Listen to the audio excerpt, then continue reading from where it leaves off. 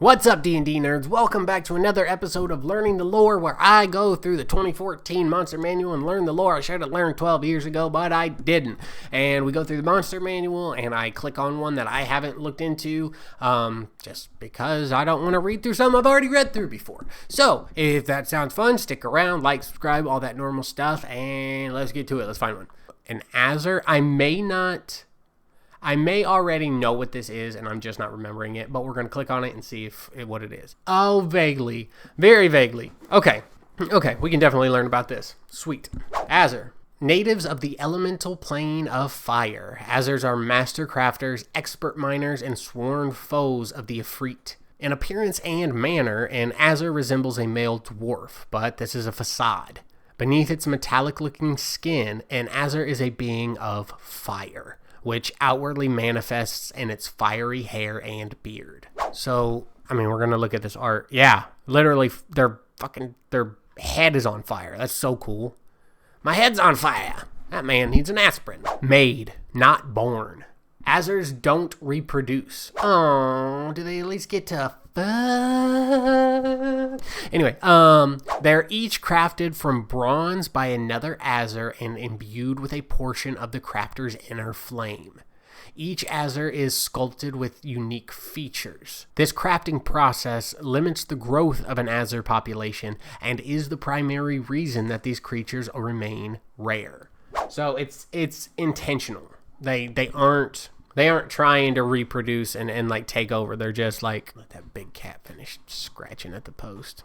Got all the animals making a bunch of noise. Yeah, so it's intentional. The way that they grow their community is intentional. Volcanic dwellers. Can you scratch on something else, Loki? You have like 2-3 other scratching posts in this house that you can... Thank you. Volcanic dwellers. AZERS dwell in a kingdom on the border between the elemental plane of earth and the elemental plane of fire.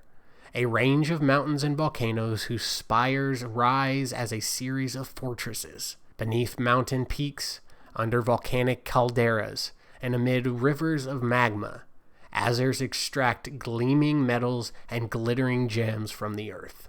Squads of AZERS patrol the passes and tunnels of their realm, fending off the salamander raiders whose Ifrit masters order strikes against the AZERS kingdom.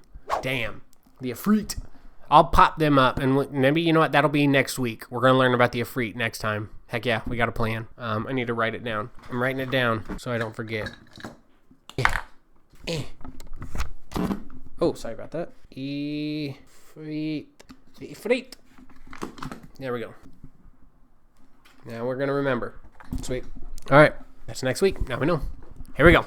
Enemies of the Ifrit. Long ago, the Ifrit and the AZERS were allies. Oh, that's always how it starts. AZERS helped create the city of Brass, forging that home of the Ifrit into one of the most wondrous places in creation. When the AZERS had finished their work, the Ifrit betrayed them, making a failed attempt to enslave the AZERS so as to protect the secrets of the city. Despite occasional raids and skirmishes, however, the two sides have so far refrained from an all-out conflict. The AZERS believe that only the threat of them revealing the hidden ways into the city of Brass keep the Ifrit in check. Gotcha. Again, another cool story beat. You could have it to where your party is a small, like, specialist squad that is trying to stop a war from breaking out, you know, as it says here, an all-out conflict. That could... Great story beat. Let's just keep rolling. Masters of metal and gems. AZERS are masterful artisans and create beautiful works from gems and precious metals found in their volcanic habitat. They rate the value of such treasures above all other things, sometimes dispatching parties across the plains to seek out rare metals and gemstones. When AZERS are called by magic to the material plane, it is typically to help forge an elaborate magic item or work of art, for it is said that their skill in such craft knows no equal. Living fire. An AZERS doesn't require food, drink, or sleep.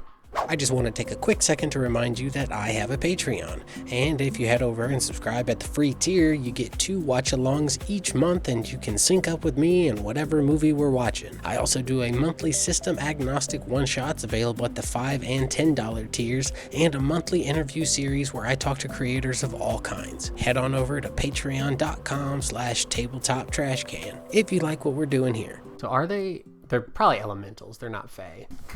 We should do this in a accent. Give me 100 AZERS slaves, and I can forge an empire that would make the gods tremble. Araxis Sakar.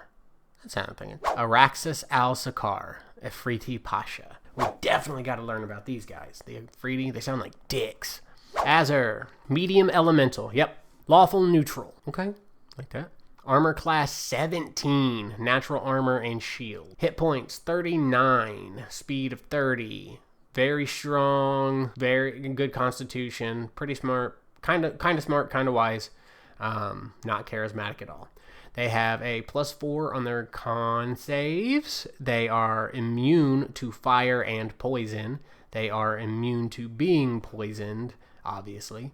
They have a passive perception of 11. They speak Ignan, and they have a challenge rating of 2. The first thing that they have here is called Heated Body. Heated Rivalry? Is that about hockey? I don't care if it's gay. I just want them to play some goddamn hockey. Heated Body. A creature that touches the Azer or hits it with a melee attack while within 5 feet of it takes 5 or 1d10 fire damage. Damn. You just automatically take a d10 of fire damage if you attack this thing with melee. Heated Weapons. When the Azer hits with a metal melee weapon, it deals an extra 3 or 1d6 fire damage included in the attack. Illumination. Wow. Illumination!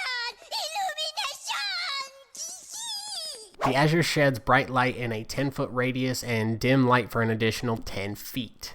That's cool. I mean, it makes sense. They're on fire. It makes sense that they would give off light. They are not good. They should get disadvantage on stealth, like at night. That should be on here, but that seems obvious. They attack with a Warhammer, which is a melee weapon attack, +5 to hit, reach of 5, single target, hits for 7 bludgeoning damage or 8 bludgeoning damage if used with 2 hands, and +3 fire damage on top of that. I like these. I think these are really cool. I think there's a whole story beat that can be told with that and the Ifrit. Obviously, there's lore already baked in, but not even just that, just the characters themselves, just the fact that they are rare and small and stuff like that.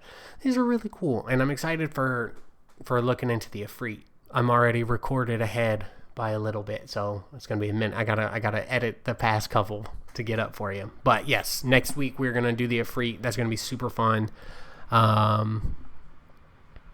That's it. Okay, I love these. Sweet.